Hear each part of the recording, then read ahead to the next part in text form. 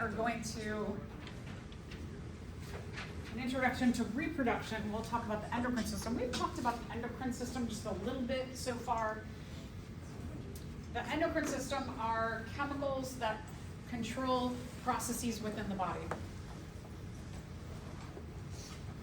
So they are made up of hormones that travel to specific, could be a gland, a tissue, a muscle, a cell, and it stimulates the first thing, and chemical stimulates the next thing to do something.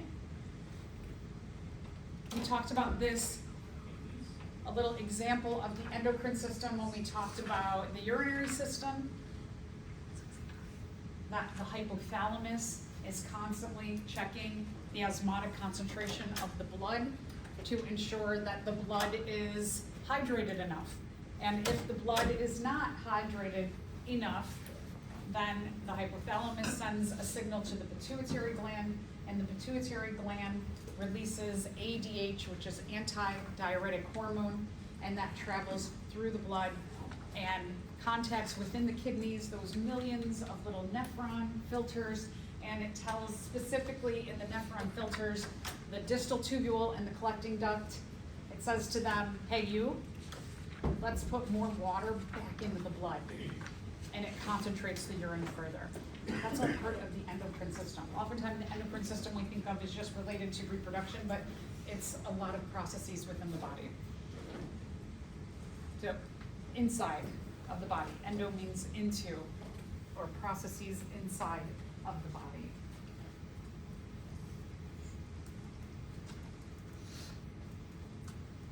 All right, so I mentioned this in my example going over the urinary system. So what is going to transport the hormones? Which one of these? Yeah, good, very good. Okay, so the blood will be the transport system. That's why we started this whole unit with blood, because the blood is very important as a transport system for every cell in our body.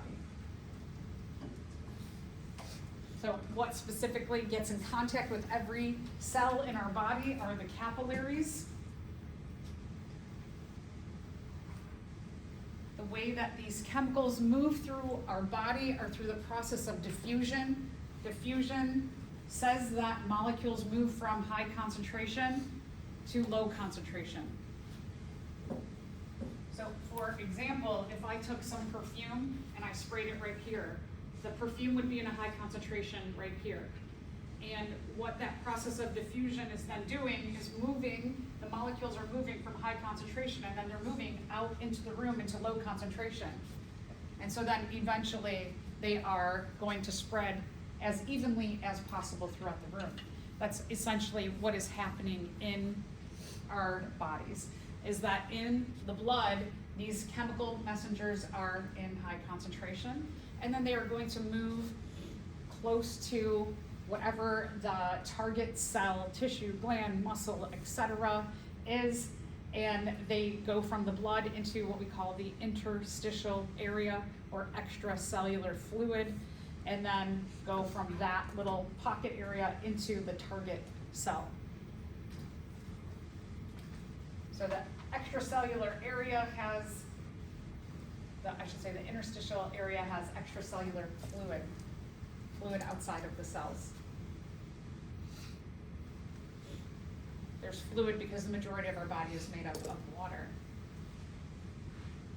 And then again, the blood is carrying these chemical messages around the body.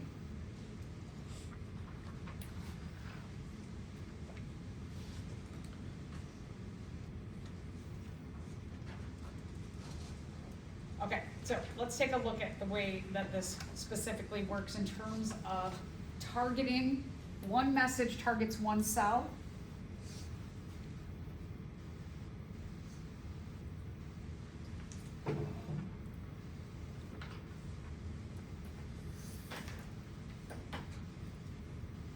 This is very similar to the way that antibodies and antigens bind together. Remember that on the surface of our cells, we have receptors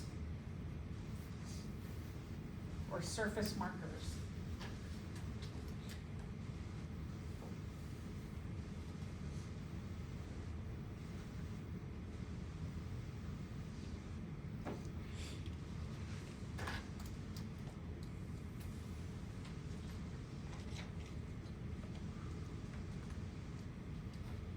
So when we were talking about the immune system, we were talking about the surface markers or the species markers that when you have a bacterium that infiltrates our body and you have your white blood cells floating around in the blood, that what you have is that we have surface markers, and our surface markers, or our species specific surface markers, are going to constantly be checking so that if it's, you know, one of our cells to one of our cells, that we know these fit together. And so this is like, check, yep, you belong in here. But when this surface marker tries to bind with this, clearly they do not fit together. And then we went through this process of the cell binding onto here, producing an antibody. We call these surface markers antigens. So we produce antibodies in response to antigens. The antibodies are going to flag this cell for destruction. It's kind of the way that a lot of the processes in our body works, is that surface markers fit together. So that when we're talking about some kind of a hormone is released and it wants this particular muscle to do something like contract, whereas could be even other muscles, that other muscles might have a different shape surface marker. And so only this muscle is going to bind. You can see here the binding, that the two shapes fit together. And when this chemical messenger fits with the surface marker here, it's going to stimulate this muscle to do a particular act. If we look at something like, we'll get to neurons. Neurons are very odd shaped cells in our body, and their shape refers to what they do and how they function. So let's say that this surface marker here, that when the blood, you have the chemical diffuses into that interstitial area, and this tries to bind to that surface marker, it doesn't work. That they don't fit together like two perfect pieces of the puzzle. So the neuron does not respond to that particular chemical. So now, let's go one step further in looking at our muscles. We have all kinds of muscles in our body. We don't have just one kind. So let's say like a different kind of muscle, as I mentioned before, let's say our bicep here, that this chemical message, it doesn't fit with the bicep surface marker. So this muscle does nothing in response to this chemical.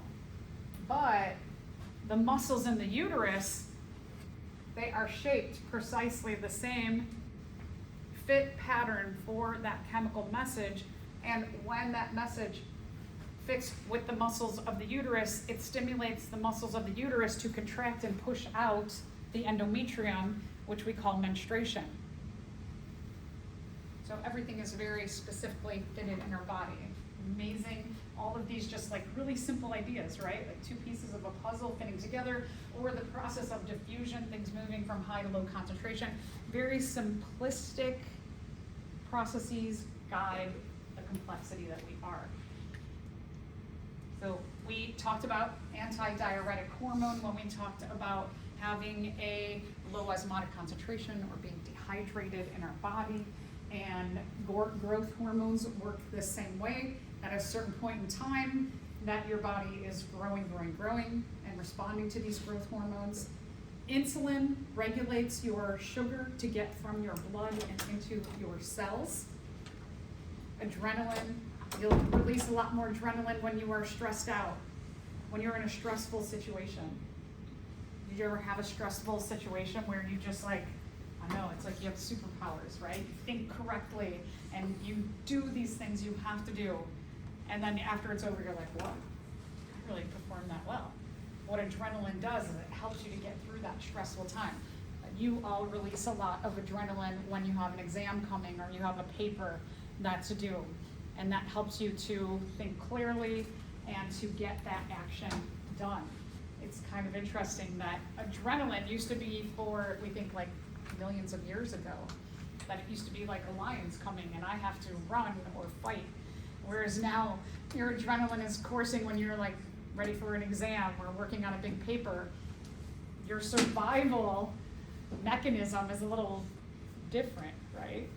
So you're not like trying to survive a lion in that sense when you're writing a paper or studying for an exam, but it is kind of like the morphing of what survival means to us these days is a lot different. But we still release adrenaline in regard to stressful situations. And then we'll talk a lot about testosterone and estrogen in the next week. All right, so this is a little overview of the endocrine system. I think it's really interesting if we take a look at specifically the hypothalamus and the pituitary gland, that they do all kinds of stuff, that just these little tiny centers in the brain have so much control over many systems in our body. All right, so a bit about hormone regulation. The way that hormones are regulated is through feedback mechanisms.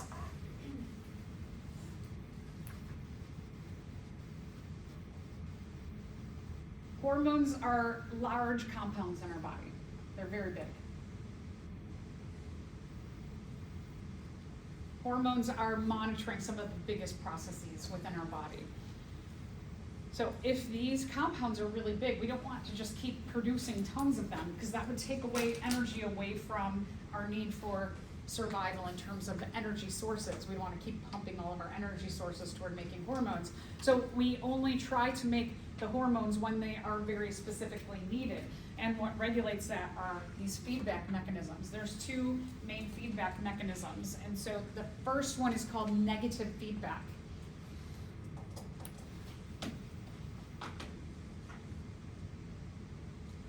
The way these feedback mechanisms work is, for example, let's go back to the urinary system, is that the hypothalamus there in the little center of your brain is watching, it's monitoring the blood. And it's going like, yeah, let's say, oh, there's not as much water as is normally necessary or needed in the blood right now, so I'm going to release a hormone, and it's going to go right next door to the pituitary gland, and then you're going to have some kind of a binding of a receptor and that chemical together that's going to stimulate the pituitary to release ADH.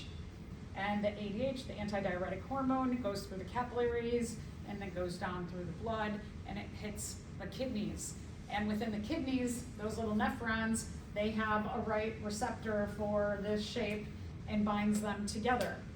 So you had the hypothalamus does something to tell the pituitary to do something, and then the pituitary tells the nephrons, specifically the distal tubule and the collecting duct, to collect more water.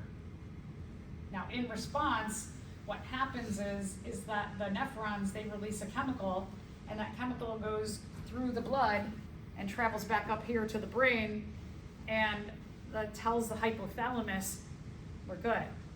We got enough water back in the blood, so don't produce any more of your chemical to tell the pituitary to produce more ADH. Everything's fine. So the last one in the chain produces something to tell the first one, stop. That's what we call negative feedback. One loop, everything is set back to the set point. We're good, we've got our homeostasis back, so we can stop the production of all of these chemicals in the chain. So that saves a lot of energy from making too many of these chemicals that, again, they take a lot of energy to create. So we don't want to waste all of our energy when it is not needed to make more of those messages. So pretty cool that the last one in the chain inhibits the first one from going around in the chain again. That cell, tissue, gland, muscle system goes back to a set point, or homeostasis. Whatever business needed to be taken care of, it's taken care of. So that's negative feedback. This is most common. There's also positive feedback. Positive feedback is like about really big issues that are happening within the body. So positive feedback does the opposite of negative feedback.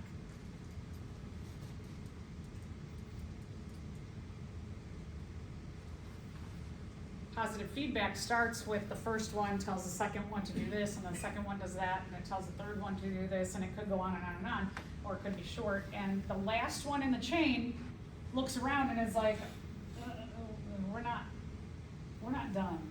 We're not quite ready to call this like, we're back at homeostasis. So the last one in the chain, instead of inhibiting like negative feedback, the last one in the chain sends a chemical message back to the first one, and it says, go again, we're not quite there yet.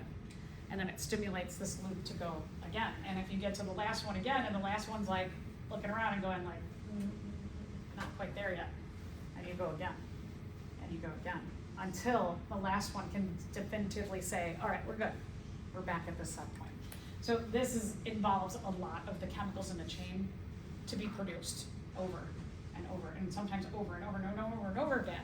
And so the last one says, come on, more, let's go again. I need more of what I produce. I need more to happen. So like I said, this is only for like when something really, really big, crazy is happening within the body. For example, childbirth. Childbirth often can take, it depends on the person and how many children they've had, but childbirth can take maybe hours or days to happen. And so when you're talking about oftentimes the first child that someone is going to have, is that these feedback loops will continue for 1 or 2 or more days. And so that's a lot of energy. Childbirth is often referred to as labor because it's really hard work. Your body is working and doing a lot of things in this chain to push that baby out. When the baby's out of the womb, and then we'll also kind of tack on there the placenta also, when both of those are out, then the final one in the chain is like, okay everybody, we can stop now, we're done. And then everybody gets to go back to their set point. So let's talk about an issue that we have in our world: endocrine disruptors. There are many other chemicals in our world that mimic or fit receptors just like the natural ones we produce in our body. And I hope you're getting the gist that these are not good things. So let's say that this hormone here is supposed to get into this receptor, but you ingest, you inhale, it is absorbed through your skin, some kind of chemical that has the same binding site shape can get in there and block all of these up, and then prevent your cell, tissue, gland, muscle, etc. from doing the thing it needs to do, and you don't ever get accomplished what your body needs accomplished. And so they can jam up this whole endocrine system. So there's a lot of words and a lot of pictures up here. So to give you the idea, we are bombarded with endocrine disruptors in our world. You might have heard of some of these terms: bisphenol A or BPA, PBDEs, oxybenzone, PCBs. All of these different big named chemicals mimic different endocrine produced things in our body. So let's talk about some of these. So sunscreens now. Sunscreens, you want to stay away from anything that says oxybenzone in it.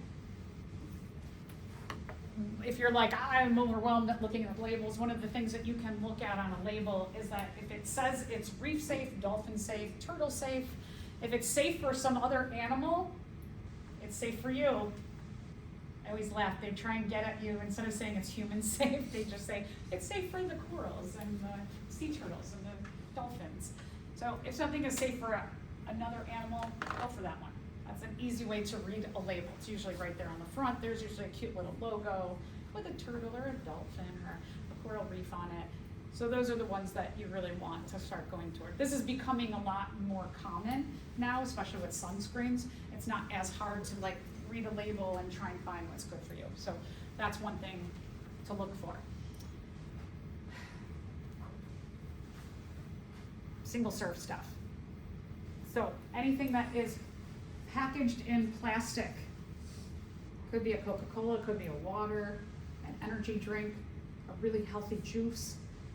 Here's the thing about these, is that when these are packaged, so when the liquids go into these plastics, what often happens, it depends on time of year and where you are located in the world, but so like there used to be a Coca-Cola plant on the west side of Chicago, and they would take the Coca-Cola bottles and fill them up, and then they have to transport them, so they put them on trucks or train cars, and when they put them in there during the summer when it's really hot, the inside of the train car that heats up, right? Just like your car, that in the summertime on a really hot day, you get in the car and woof, it's really, really, really hot. It's like 20 degrees hotter than it is outside because that heat starts to build up. So in the train cars or the trucks, these bottles all get heated up. And what heat does to these plastics is it makes them leach chemicals into your drink. So you get free endocrine disruptors with every drink. This is true for, again, anything on there, including bottled water. So, what do you do about it, right? Try and avoid drinking out of plastics. The great thing I see, like more and more, right, there's water bottles, single-use bottles. One of the things about, it's great here, is right down the hallway, outside of the women's restroom, there's a filtration system that gives you cool, filtered water for free. So you just need like something to drink out of. If you live, the hard thing is like, let's say that you live in an area, especially if you go kind of like southeast of us, there's a couple areas that they say don't drink the water here. So then you kind of have to drink bottled water, or you get a Brita filter or something like that, and you can filter your water. So you just have to, know what's going on in your environment to do that. If you live in certain parts of the world, it's critical that you drink out of plastic, right? So you gotta think about that. Cans are usually better than plastics, but a lot of cans have a lining to them, a plastic lining as well. So single serve stuff is, when you go to the grocery store and you see all the stuff that's in single serve plastic containers, now you're gonna be like, oh man, what do you do about that? It's tough, right? You wanna shop in the middle of the produce area, or you can put things into even, what do you put them into?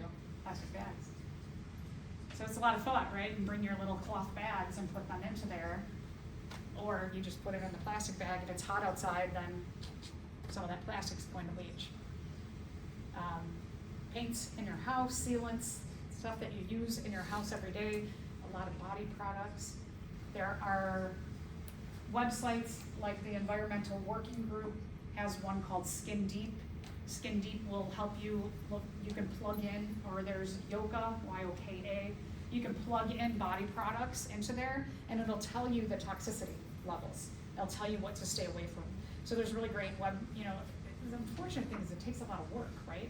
Just like to go to the grocery store, bring your own little bags, and not even thinking like, not the big grocery bags, but also the bags to put like your apples in. You gotta think about all of those things. Going to an app every time you go shopping to look for products that are a lot safer and healthier for you. A lot of these products also in Europe are banned. There's over 600 chemicals that Europe says, no, these are not allowed in our cleaning products, our body products, our beauty products, our products in general. But in the United States, they're not banned. So what happens that, let's say like Pantene shampoo, sorry Pantene if you're not the one, but they might put like one chemical formula for Europe that doesn't have certain chemicals in it, and they do a different one for the United States that does have the bad chemicals in it. Why don't they just make everything like the European thing? Cheaper to use those harsh chemicals. So because we don't regulate that, they're like, oh, we'll give you the cheaper version, right? They just want to make more money off of us. Cans in general, gotta look at your cans too, see if they have a certain lining. Some of them will say now BPA free, but now what they're doing for a lining to line the cans to prevent you from having as much contact of your food with the metals themselves as they're using what's called BPS, which has other, BPA has one set of issues that it causes, BPS causes another set of issues. But BPS is not regulated in the United States, only BPA, and it's not really that well regulated anyway. Receipts. This one blows my mind. So receipts that are thermal printed, meaning that the black coloring on the receipt, that printing process needs heat to make the ink stick to the paper. Not all stores use thermal printing, but most of them do. The thermal printing process of getting that onto the ink onto the paper causes for a lot of BPA. The BPA on a receipt can go through the layers of your skin. That is crazy. Like our skin is, remember that our skin is like the number one part of our non-specific external barriers to keep stuff out. And it has layers to it. Right? You've got like the epidermis and the other dermis and the other dermis. You've got all these layers to it to really keep stuff out of our body. But the BPA, within seconds of holding a receipt, will start to absorb into your body and will do so at about 300 times what you have in a drink. So receipts are real serious to like, don't touch them. If you work in a store and you're a cash register person, right, and you're handing receipts to people, you want to wear plastic rubber gloves or whatever. You want to make sure you wear gloves. Kids, if you have kids or brothers or sisters, you have kids around you that you take to the store, don't ever give them a receipt, because the younger you are, the more that is going to have an effect on you. Crazy. Okay. Just everywhere. Like I said, yeah. I have a question for Yeah. you. BPA, what does it do exactly? What does it stop? BPA, the list is long of what it has an impact on. Reproductive systems, cancers, influence on diseases like obesity, diabetes, heart disease are some of the big ones. And those are just like the general things. Yeah, it's, all of these ones that we have up here have relationships with so many of the large processes in our body, and there's a lot of research that needs to be done. So if you're like, this is really wild and crazy, and you're somebody who wants to go into like pharmacy or some kind of medical field, you can always think about doing research in these areas to try and alleviate this. Also, just, you know, if you want to be a doctor, there are what are called MD, PhD programs, where while you're getting your MD, you're also doing research in an area that's related to what you want to do to treat people. So these are great areas. Endocrine disruptor is really great to do an MD, PhD with, because then you have all of this data and information that you can bring to your patients directly. So there's just, and then you could just be a researcher in general and you could work for a pharmaceutical company, or you could work for a chemical company. I have a friend who works for a big chemical company trying to make safer chemicals for them.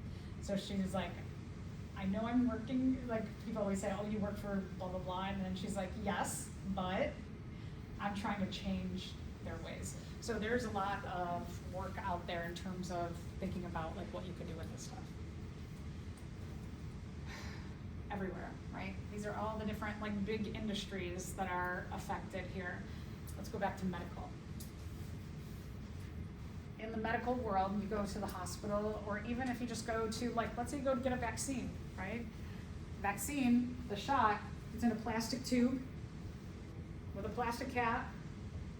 The needle's connected to a plastic thingy. To put it all together, there's probably 4, 5, 6 pieces of plastic in that one little shot. What happens to that stuff? It goes in the garbage. And so one of the other things that's a big influence is that when we're talking about all of these like single-use stuff, they go into landfills, and then as they break down, the chemicals leach into the ground, and then they kind of come back around to us through our groundwater, through our air. So the single-use plastics, they're cycled. around and around in our environment. If you're somebody, again, like want to go into a medical field, or you want to do something in the medical field, you could think about how can we, IV drip bags, plastic with plastic tubing, plastic bag, plastic tubing, plastic little thingies on there. So what if you came up with a way to use corn, which is a viable option? You can use corn to make that plastic so that it doesn't have those harsh chemicals in it, and that when it goes to the landfill, well, not the landfill as much, but if they recycle them properly, they could decompose and they could compost. So there's a lot of ways that there's a lot of options in our world that we could replace some of these like forever chemicals with things that could biodegrade.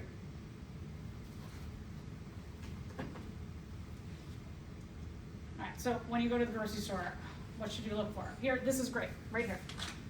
This is one thing that makes it a little bit easier to look at these on the bottom of your plastics, is that when you look at the bottoms, these are better than these. 3, 6, 7, I think 6 is styrofoam, 6 or 7 is styrofoam, for example. I love takeout, I hate cooking. So takeout, I go somewhere, one of my favorite restaurants is an Indian restaurant on Devon Street on the north side of Chicago, and I get dosas. And my yummy dosa, my nice vegan dosa, goes into a styrofoam container.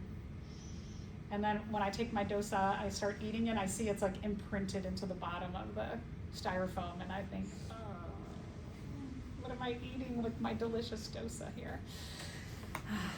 So, styrofoams, plastics, one-use plastics. These are plastics that can be used again, that can be recycled maybe 1 or 2 more times.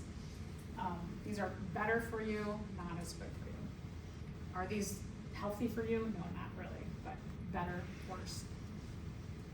Okay, so let me talk a little bit about this problem of what we call bioaccumulation or biomagnification.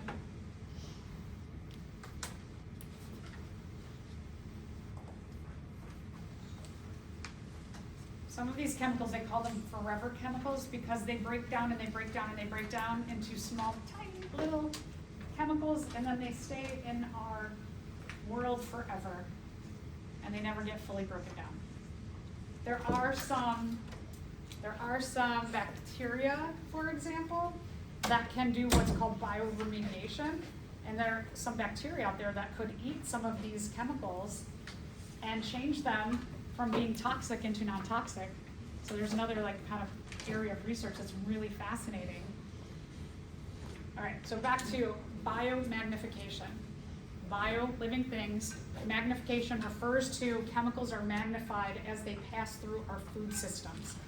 So let's look at the ocean. We talked a little bit about plankton, and that 70 to 80% of the oxygen that we breathe come from diatoms or tiny single-celled algae in the ocean. And so these little plankton, these photosynthesizers here in the ocean, which are super important to all of us. In the ocean water, let's say whatever chemical we're talking about. Okay, so here's a chemical, and it's dissolved in the ocean in this amount. So when they photosynthesize, they use water, sunlight, carbon dioxide, right? They're going to take in some of that water. And when they take in some of that water, they're also going to take in about this amount of chemical in that process of photosynthesizing. So in their cells, they're going to have about this amount of chemical in them. Shrimp, which are herbivores, or what we refer to as vegetarians or vegans in our world. The shrimp will eat a whole bunch of these. So for every one of these that they eat, they get this amount of chemical in their body. And they don't eat just one, right? They're going to eat probably 100 of them in a day. And so then you could times that by whatever. So that in their body, what they hold on to is about that amount of chemical in their body. If you're this white croaker fish, and you're eating shrimp and you're eating other herbivores throughout your day, you're not just eating them, you're eating a variety of things on this level that eat plankton, that by the time you eat this one and this one and this one and this one and a bunch of other things too. Maybe you eat some of this stuff here, that in your body you have this amount of chemical. And if you're a salmon and you eat them and some of them, you're getting all the chemicals of everything, every individual. You're getting every individual's chemicals into your body. And so you're getting a lot more chemicals into your body. And if you're a human and you eat salmon and you eat a lot of other meats or fish, you're getting, look at this, the amount of chemicals here. So the thing about biomagnification is the higher up you are in what we call this trophic pyramid. It's a pyramid, and trophic means eating. And like the human probably eats maybe some of this fish and some of that fish, and they eat some shrimp and they eat some vegetables, let's say, that you're getting all the chemicals of every organism, getting all their chemicals magnified into your body. So how do you combat this? So this person clearly eats a lot of these things here. But what if you eat like the shrimp? And you eat a lot more plant-based or algae-based, right, photosynthesizers, then you're getting a lot less chemicals in your body. So the more you can eat lower on this trophic pyramid, the healthier it is for you in terms of the chemicals that are within your body.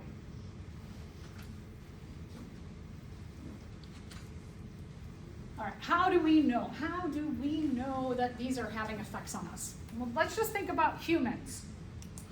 Fertility rates are dropping in humans.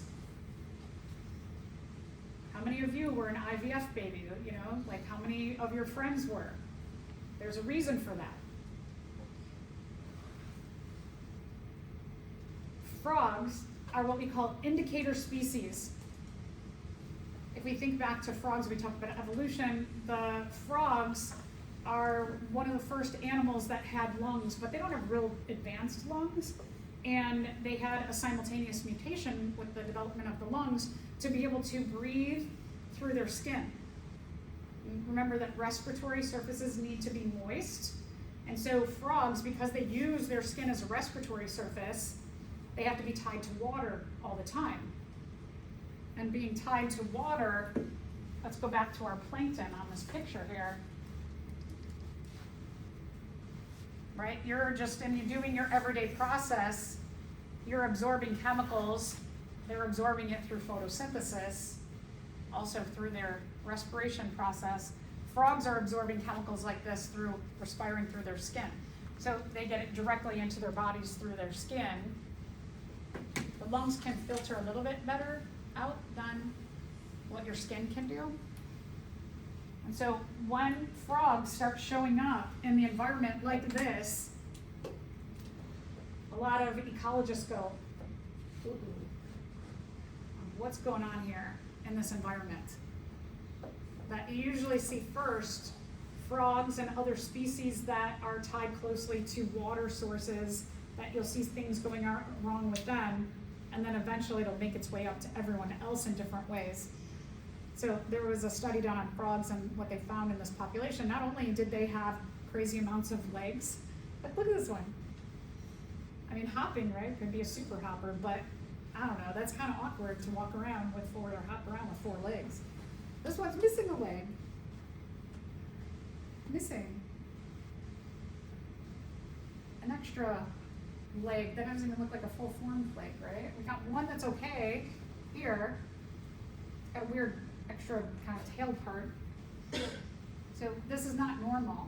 They also found that when you have things going on wrong like this, there's also oftentimes reproductive issues, that the frogs aren't reproducing, maybe they're laying eggs, but the eggs aren't developing, or maybe the eggs are developing in this way, that you see problems with the offspring. So for us, we see an increase in cancer, diabetes, heart disease, endocrine disruptor issues. Kids are getting puberty a lot earlier than they used to. The female reproductive system having issues with menstruation, polycystic ovary syndrome. There's all kinds of issues that we're having in relationship to diseases, cancers, and our reproductive issues. Could it be related to the chemicals in our environment? Right? It's hard to say specifically, like back to your question, it's hard to say that this one thing causes this one thing because there's a lot of those things that are bombarding us.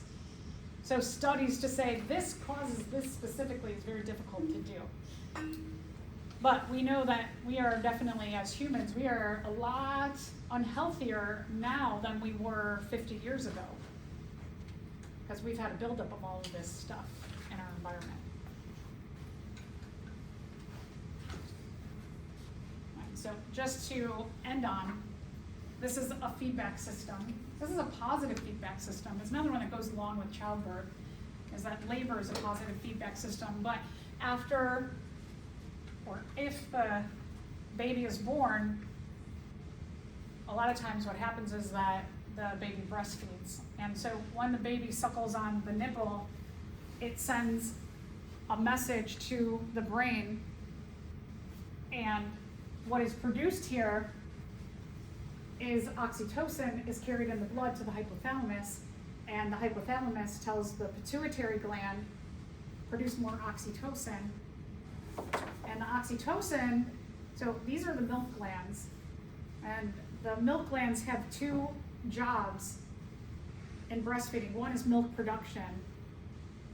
By the 5th week of being pregnant, a woman starts to produce prolactin, and prolactin is for milk production.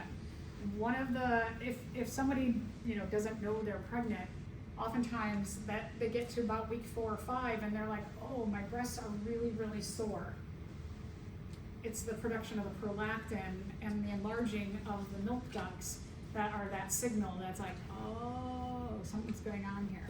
So prolactin starts to begin being produced. Oxytocin, it contacts the muscles around the milk ducts, and when the baby suckles the nipple and this oxytocin cycle starts happening, it tells the muscles around the milk ducts to squeeze, and it helps to push the milk out so that the baby doesn't have to like crazy suck on the breast, but the oxytocin cycle will help to push that out and make it easier. When the baby stops breastfeeding for good, then that cycle stops. Or let's say that the baby dies in childbirth, then this cycle never really starts. So just to give you an idea of another positive feedback loop. Okay, so let's talk about animal reproduction. Animal reproduction, we're going to focus on humans. We'll mention a few other organisms for comparison, like we've been doing. We'll focus on the testes and the ovaries here. These are what we call the gonads. The testes, the male gonad, releases testosterone. The ovaries are the female gonad. The ovaries are responsible for producing estrogen and progesterone.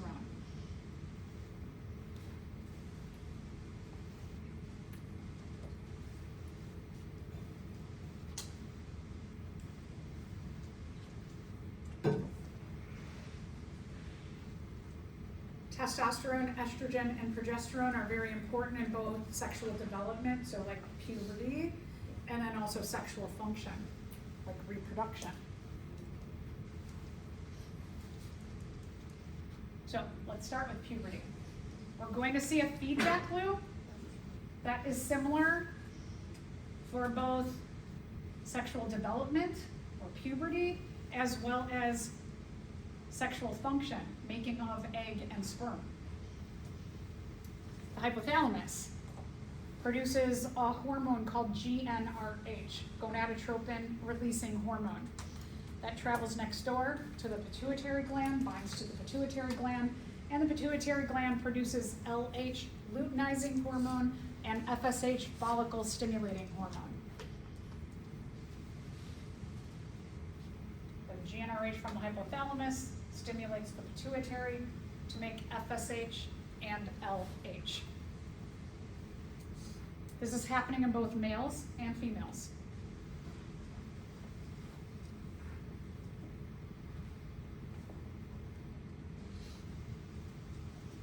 These are going to travel to the gonads. So in males, travel to the testes, and it's going to stimulate a large amount of testosterone to be produced, and in females, large amount of estrogen to be produced. This happens at a certain time. The hypothalamus, like different parts of our body, mature at different rates. For example, your circulatory system matures immediately, like it's maturing as you are maturing inside of the womb. Whereas the hypothalamus, for example, to produce GnRH, it doesn't do that until a certain age in your life. And like I said before, that age of puberty, depending on things that are happening in our environment and endocrine disruption, can happen later or earlier. When puberty happens, there's a lot of factors. Big one is genetics, is that if your biological mom started menstruating at the age of 13, you're probably gonna be around there. But also your biological mom grew up, maybe 20, 30 years ago, so there was like a different environmental condition thing going on there. So could there be an influence? Yeah, there could be an influence. Also just, maybe you have a little bit different genetics. You also, as a female, get some genes from your biological father too. So then you have to look in that side, the females down that line, because biological females get an X from their dad also, as well as their mom. So puberty can happen in a range of times and for a range of reasons. Regardless, males and females, GnRH from the hypothalamus stimulates the pituitary to release FSH and LH. FSH and LH are going to stimulate the gonads, like I said, testes in males to produce testosterone, and estrogen in females. So when these hormones are surging, I've got a preteen and a teen right now. It's so much fun. The hormones, the emotions, right? So, causes a lot of changes to the body at once, and the brain as well. So, let's talk about the secondary sex characteristics that are produced from these surges of these hormones at this time. So in males, the penis and the testes enlarge. Hair starts to grow on the body, and that again genetically can vary, but mainly pubic region, underarms, facial hair maybe, body hair. Depends on your genetics and a lot of other factors. The larynx, remember the voice box, the larynx, that structure enlarges, causes the voice to go deeper. And a lot of the big muscles in the body develop more.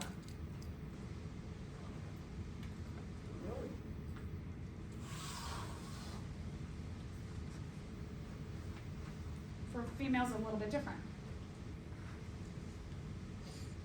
So for females, there's going to be a big surge in estrogen that happens.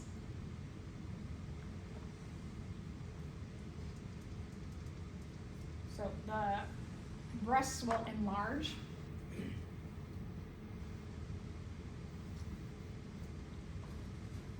Pubic hair, underarm hair, and menstruation begins. So this first point and the third point all relate to reproduction. That the breasts enlarge in anticipation that there's a pregnancy, and then the milk ducts needs to produce milk, and then menstruation. We'll get into the details of this, but preparing to make a very warm, safe, nurturing, nutrient-filled home for a developing embryo.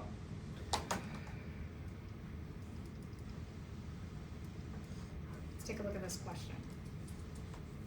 If a child developed an anterior pituitary tumor that reduces LH and FSH, what problems might this cause? So let's think about this in regard to what we just talked about with the secondary sex characteristics. Okay, LH and FSH go down. What else is going to go down then? And the males and females. If LH and FSH go down, what other two go down next? Yeah, testosterone and estrogen. Okay, good. So, all of those go down. A, puberty would be delayed or disrupted. I see a lot of, yeah, right? Because you need the surges of all of these for all the secondary sex characteristics to happen. So that's a good one. The child would not develop gonads. Wait, don't they already have gonads at this point? Yeah, you're born with the gonads, right? You're born with the testes or the ovary, typically. The child would produce excess testosterone or estrogen. Well, that's the opposite. Those are going down. The child would experience an extreme increase in growth. Did we say anything about growth hormones? No. All of the above, no. Okay, good. So puberty would be delayed or disrupted. All right, so we're gonna jump to a bunch of topics when we're talking about development and reproduction. So let's talk a little bit about development. From that very first cell, when the sperm and the egg come together, 23 chromosomes from the sperm, 23 from the egg, make that first cell. That first cell, the embryo, it's going to begin doing what we call cleavage. It's going to cleave into two. Those are going to cleave into two. Those are going to cleave into two. And so we get exponential growth of that first cell on. Every time you have a cell division, a hormone is going to be released by those cells. The hormone is called HCG, human chorionic gonadotropin. We'll just refer to it as, since we're talking about humans, CG, chorionic gonadotropin. So every division, a little bit more, a little bit more, a little bit more is produced. Every cell starts pumping this out. The CG from that embryo, from the fallopian tube, where fertilization occurs until it embeds in the endometrium in the uterus, that CG is being released and it's starting to get filtered into the mother's blood. So the CG is going to diffuse into the mother's blood, and then from the mother's blood it's going to travel around the body where it gets to the kidneys, and the kidneys are going to put that hormone into the urine. Now,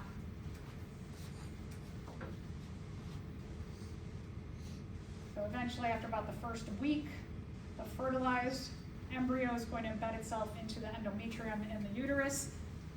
And again, more CG, more CG, more CG. We're getting higher concentrations every day of that CG. CG is released in the mother's urine. There's two main ways to test if you're pregnant. Home test, urine test. Go to the doctor, blood test. So CG can be tested for both in the blood, right? Because it's traveling through the blood, through the mother's blood to the kidneys to get filtered out. So in the doctor's office, you get a blood test for that CG. At home, you pee on a stick. Now, somebody came up with this whole process. They were like, hey, what if, like the immune system, how these receptors work, what if the CG acts like an antigen to an antibody? Let's produce an antibody, some kind of a receptor that fits with the shape of the CG, so that when we have a high enough concentration to make a lot of these receptors on our little stick, the pregnancy test, that if you have enough of this CG concentration, enough of these receptors are bound, that it's going to cause a color change, a second line to be produced. Even now there's electronic ones, that it'll cause that internally and then it'll pop out, you're pregnant or not pregnant. So that you get a chemical reaction, like an antibody to an antigen on a pregnancy test.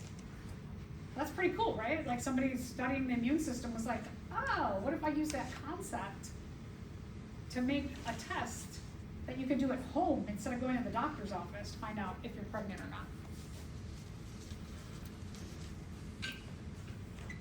Now, concentration is really important because you need to have a certain higher level of concentration for a urine test than you do a blood test. Blood tests are more sensitive. So my best friend is very type A. She's like, when she wants to do something, nobody can stop her. She's always been that way. It's very impressive.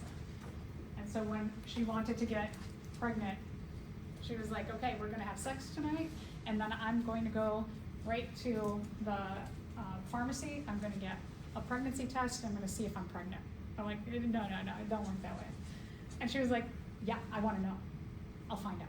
I was like, no, I know you wanna know, and I know you think you could find out, but that's not the way it works. And so I explained to her this whole process, that after about, most pregnancy tests, after about 10 days, maybe even up to 12 days, that concentration level is finally high enough to give you that indicator on that test. They're producing some that are a little more sensitive, that might be like even 6 or 7 days. That sensitivity, as people do more research, might go down, but so she was like, I don't care what you're telling me, I am going to find out today. And I was like, okay, good luck with that. And so the next day I was like, you're pregnant? And she's like, no. And I said, well, you might be, but you won't know for like another at least 11 days. And she's like, no, I'm gonna find out tomorrow. I'm gonna find out. So every day, takes a pregnancy test. Day 12, she gets a positive one. So I was laughing, I was like, I told you, 12 days, about 12 days. She's like, well, okay, can't control everything. For a lot of you are very focused people, right? So sometimes you can't control everything. So again, this whole process works like an antibody-antigen reaction. Very brilliant. It's the way the COVID test works too. Very similar to that. Doesn't the COVID test look a lot like sometimes? Some of them look like a pregnancy test, right? Yeah. So maybe you will come up with some kind of test like this. You'll say, oh, that lecture, come up with this $1 million idea. Send me an email. Let me know that you made that amazing discovery. Okay, so let's talk about asexual reproduction versus sexual reproduction. There are some organisms that can utilize asexual reproduction. What does that mean? A means without or no sex. So when we're saying no sex, we don't physically mean the act of sex. What we're really referring to when we're talking about asexual versus sexual reproduction is that in sexual reproduction, sperm and egg have to be produced. They have to be present for sexual reproduction to occur. So asexual reproduction means there is no sperm and egg around, but we can make offspring. There's some good things about that. It's super simple. You don't need to have a whole system to make sperm and egg. You don't need to find a mate even. You just have your babies, right? A lot of animals, there are some protists. There are some animals that can do both asexual and sexual reproduction. And so in times when it's really, really stressful in the environment, they will undergo asexual reproduction to just get some other individuals in the population. Now we can't do that, right? We can't just like make a copy of ourselves. Asexual reproduction produces, for the most part, genetically identical offspring. And we want that diversity of genes out there. But if your population is like not surviving very well, some of these more simple organisms can just start popping out genetically identical copies of themselves. Not ideal, but if you want to keep your population going, that's your strategy for survival as a population. So reproduction is simple. You don't need a mate. You don't need sperm and egg. But here's a downfall. You don't get as much genetic variation in your offspring. If everybody is exactly the same, and you are vulnerable as an individual to whatever change is happening in the environment, you're just making more individuals that are also going to be like knocked out by this thing that's happening in the environment. So there you go. All right, so let's talk about some examples. When we talked about yeast, which was a kind of fungus, you looked under the microscope and you saw that model of them budding, that the yeast started to make a little bud. It's a genetically identical copy of themselves, and it really only works in water animals and organisms because gravity would be really hard to carry your bud around, right? Imagine if you had a bud starts coming out of here, and by the end of class, you got this much of your bud, and you're like, oh no, how am I gonna carry bud in my backpack around all day? That would be really hard to do. So in water, no gravity, so you can just float around and then bud can eventually just fall off. This is a polyp called a hydra, similar to corals on a coral reef. They can undergo both sexual reproduction and asexual reproduction. All right, if you're a flatworm, so I went to go post a video on YouTube yesterday, and I talked about this yesterday, and I opened up YouTube to post a video, and there's a feed. The first video in my feed was about this. So I know the bots are listening to me. But it was cool because the person took a live planaria. This is a type of flatworm.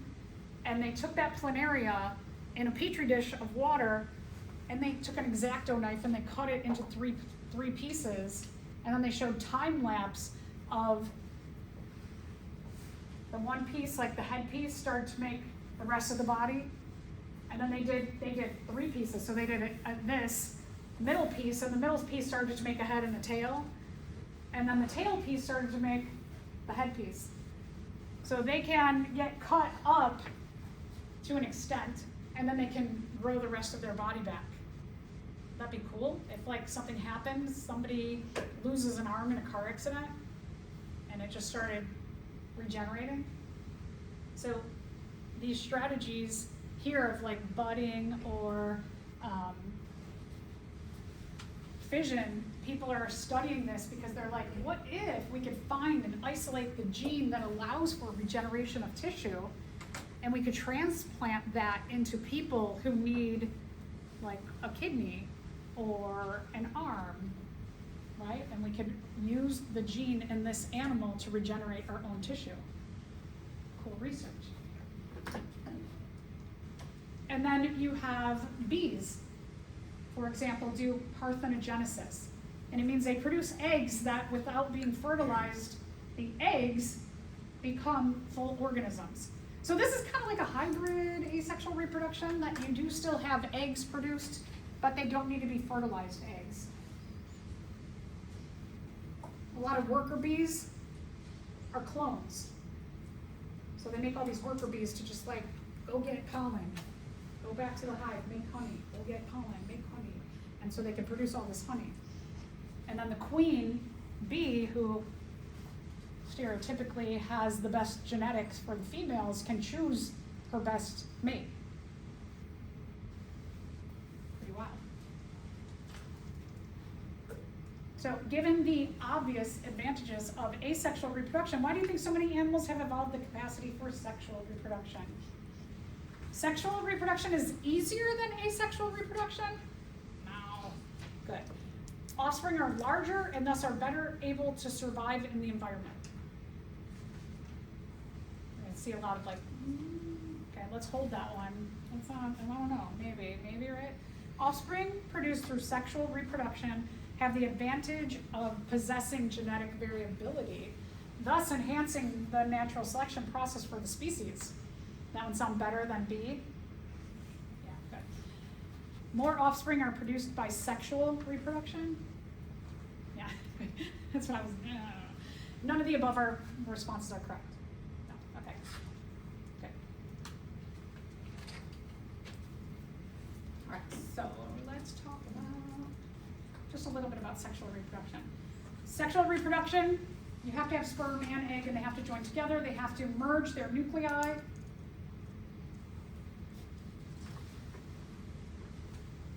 The process of sexual reproduction, this was covered if you took Bio 111. It's covered in there. If you didn't, not a big deal, but the sperm and egg are made through a process of cell reproduction called meiosis. And there are some embedded actions within meiosis that make the chromosomes do weird things that they don't do in mitosis. And mitosis services most of the cells in our body. So our sex cells do some things in the moving of the chromosomes from the parent cell to the offspring cell, meaning from the parent cell to the egg or the sperm, that are created that make new genetic combinations in our chromosomes, which is really wild stuff. So The sperm and egg have new genetic combinations from the parents, so we get some genetic diversity. And then the female and the male, right? The female, like, let's go back to bees, the queen bee, she can just look around and watch all the bees and be like, who has the best traits in the environment right now? I'm going to choose that one for my mate because I'm going to get the best genes to my kids for the environment right now, right? So she can choose the best mate. And oftentimes, the best mate may have like some new characteristic that she doesn't have, that she's like, oh, I can't do that, but I want that for my kids. And so she chooses a new gene combination, right? She chooses the best one for the environment right now. So that when the female and the male come together, the more diverse, like if the female doesn't have some trait, she's gonna be looking for what she's missing. That's the way it should go in terms of evolution, but humans are a weird thing. So when we're talking about sexual reproduction, the good thing is that you get half your genes from bio-mom and half from bio-dad that make new combinations. So we get new combinations from the production of a sperm and egg and the new combinations from the merging of a male and a female. So we get genetic diversity on two different levels. So disadvantages, it takes time. You gotta make the sperm, you gotta make the egg, they have to get nourished and all these other things. And then you have to, it takes energy to do that. It takes energy to find the right mate. So it takes energy to do the act of sex. Advantage though, genetic variability in your population. So let's go back to our polyp. That when we're talking about budding, an organism like a coral, which this is a coral polyp, a coral polyp can do budding. They can make a genetically identical copy of themselves, but they also have the ability to do sexual reproduction as well. So corals are what we call a sessile animal, and they are glued down basically to their environment, so they don't get to like move. They can't get up and just like walk around the coral reef. They're just putting their little tentacles out there to grab food and to defend themselves and things like that. So what do? If you can't, you're like, okay, I can mate with anybody around me, but what if everybody around you were clones of you because you budded all the ones around you? Now you're like, uh-oh, I'm not close to anybody that I really can mate with.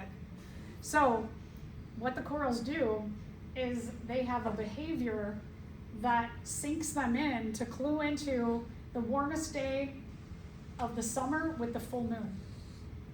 And on that day, all the corals start pumping out eggs and sperm. And so that even if everybody around you is a clone of you, that now you could like shoot your eggs out and then hope that some sperm down the road there, down the coral reef, fertilizes and you get some genetic diversity. So even with sexual reproduction like this, tons and tons of sperm and egg are released at the full moon. So they're all storing up, right? They're like, let me make a whole bunch of sperm and egg and get ready because it's warm and I know the moon is getting bigger. So they do that. So sometimes it's a lot different than the way that we sexually reproduce. Animals do all kinds of weird, interesting, amazing things. Okay, we'll stop right there. Today, let me go over two things because this will help you with lab today. Let's take a look at the female reproductive system and then we'll talk about the male because you're going to label these in lab today. So let's take a look at this illustration first. I want to just name some things that you do have to label. Okay, so let's start here at the bottom, labia. Labia are the skin folds underneath the urinary system and the reproductive system of the female. The labia help to kind of like close up that area and give more protection and coverage. So the labia, there's a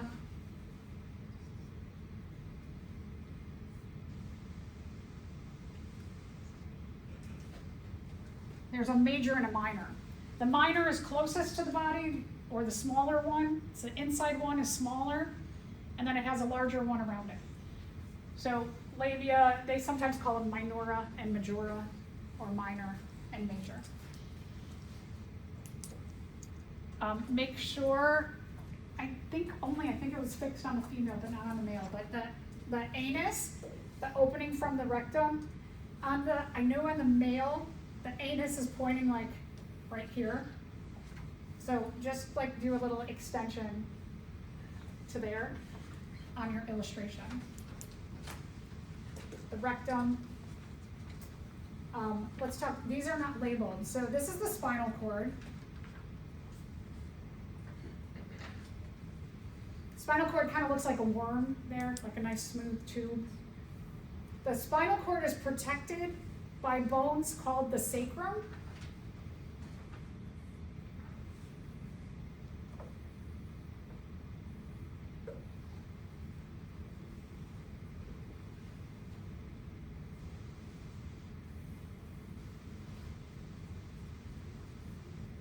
The last bone, the actual tail of the tailbone, is called the coccyx, C-O-C-C-Y-X, coccyx.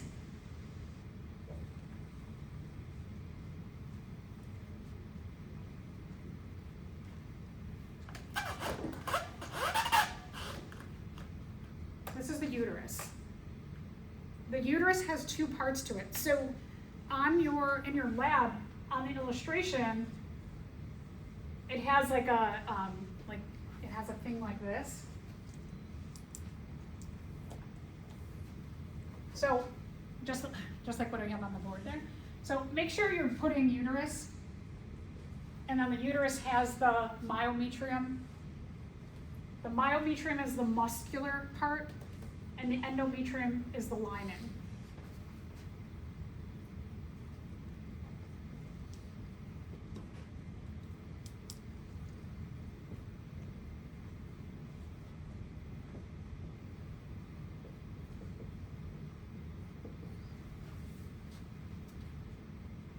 The pubic bone is also called the pubic symphysis.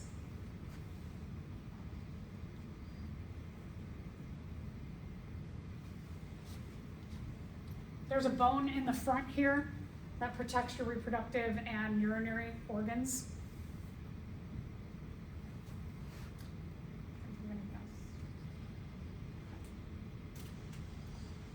And then the uterine tube.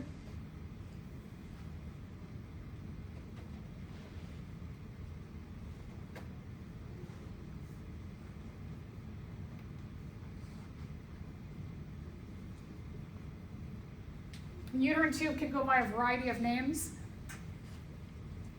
You might be more familiar with it being called the fallopian tubes. So uterine tube, fallopian tube, oviduct, ovarian tube. Pick a name, biology. Okay, so those are just things that, if you want to just like grab a picture of this, if you didn't write it all down, that might not be a bad idea. If you didn't write it, you wrote it, pull out your lab, right, and then take a look at it. So this will help you with the labeling. And then let's take a look at the male illustration also.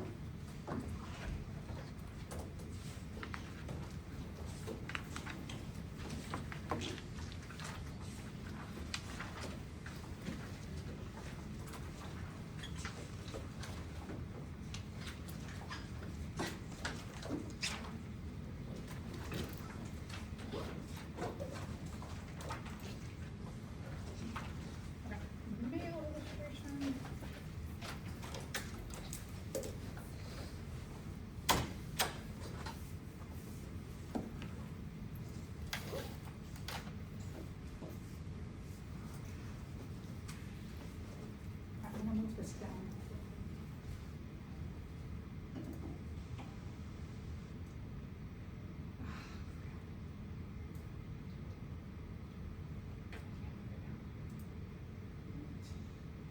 Okay. I want to point out one thing.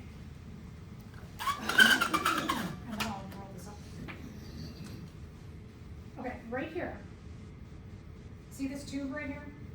The white tube? That's the vas deferens. on your illustration in your lab book, there's this tube that says to be labeled, but you don't see this part here. So just know that the white tube going across the urinary bladder, that's the vas deferens. A lot of students put ureter or the reader, but the ureter's here. Is this little tube going upward toward the kidneys. So just again note that this part right here is included to be part of the vas deferens is labeled there, but you're only going to see this portion of it on your lab diagram. The rectum, the anus here, which isn't even labeled, that on the diagram,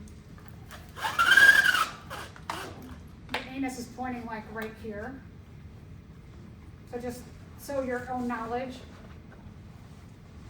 make sure you extend that line to the right place so that you're not like, oh.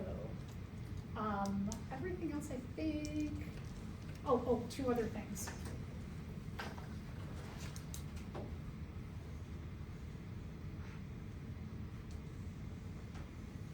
A couple things.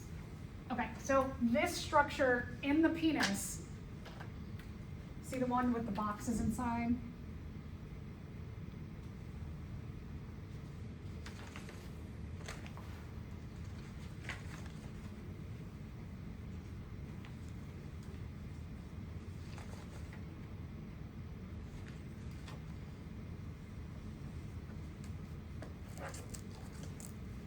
Okay, so this is called the corpus cavernosum.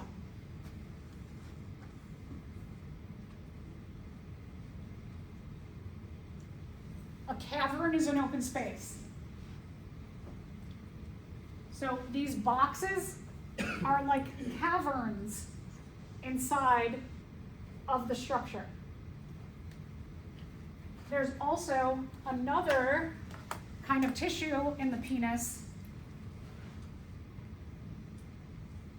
which is this stuff. This stuff here just looks like sponge, doesn't it? So this one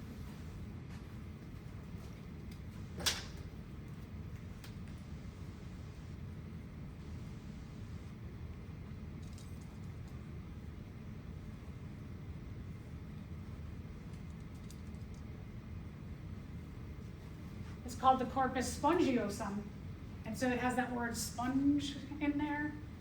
So this structure, you can see the spongy dots, the little pores in there.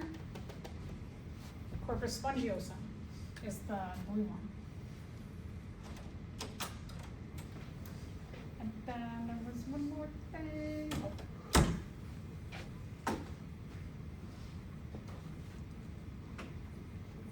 The bulbourethral gland is also called the Cowper's gland, just to note.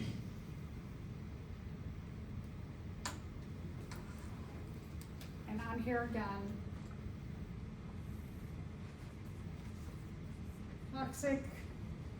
coccyx is the last bone of the sacrum.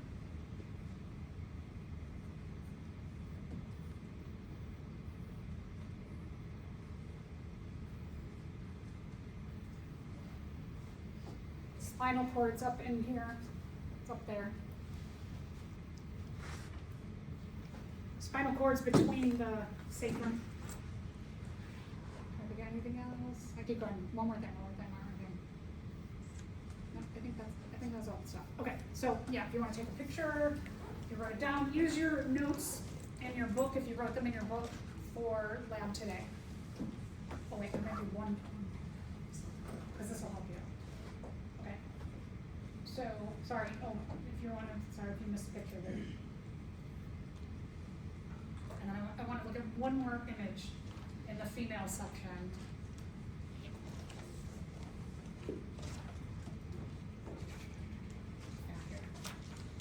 You will look at a microscope slide of an ovary.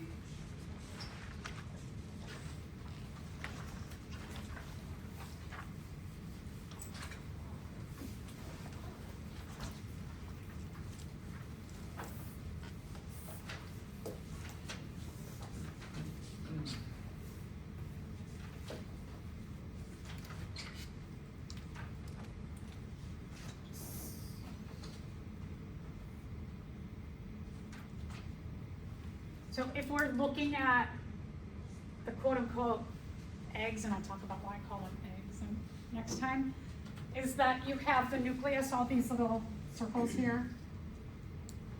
The nucleus, I guess I should say it's the whole, that part, this part. Okay, and then what happens is you have follicle cells.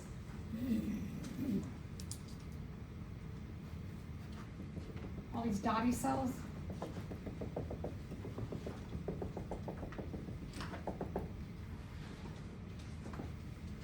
Those dotty cells are the follicle cells. What they're going to do is they're going to surround the nucleus of the egg or oocyte, and then they're going to start to produce hormones like estrogen and progesterone.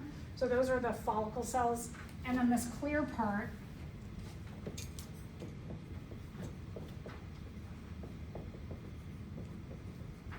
is follicular liquid that has enzymes and nutrients and energy packed in there.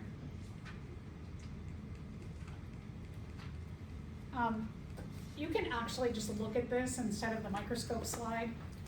The sperm slide, or what sperm look like.